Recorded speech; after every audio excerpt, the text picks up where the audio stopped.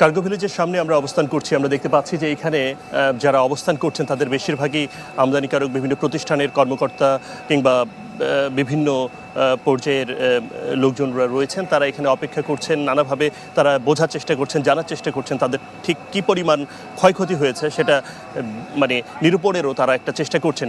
এরই মধ্যে আপনি জানেন যে এখানে বিজিএমএ, বিকেএমই এবং বাণিজ্য এবং বিমান উপদেষ্টা এসেছিলেন, তারাও এখানে পরিদর্শন করেছেন। তারা একটা বিষয় জানিয়েছেন, ক্ষয়ক্ষতির পরিমাণটা যেটা হতে পারে সেটা নির্ধারণের চেষ্টাটা চলমান আছে, কিন্তু যেটা জানাতে তারা পেরেছেন 12,500 কোটি টাকারও বেশি হতে পারে এমন একটা 1 বিলিয়নের কথা বলা হয়েছে যে এখানে ক্ষয়ক্ষতির পরিমাণ সেটা আরও অনেক বেশি হতে পারে এবং এর কাছাকাছি হতে পারে এমন একটা ধারণা তারা করছেন।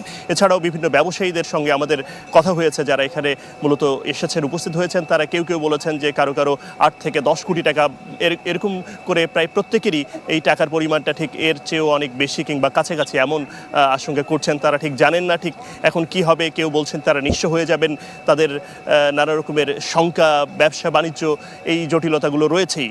তবে সেসব বিষয়ে চেষ্টা চলমান রয়েছে। আপনি জানেন যে এখানকার অগ্নিকাণ্ডের যে ঘটনা ঘটেছে, সেই আগুনের ঘটনার সূত্রপাত থেকে শুরু করে এখানকার যাবতীয় যেসব বিষয়গুলো নিয়ে অভিযোগ আছে, অর্থাৎ অগ্নিকাণ্ডের ঘটনা ঠিক কীভাবে ঘটলো সেসব বিষয়ে তদন্ত কমিটি গঠন করা হয়েছে, তারা কাজ করবে।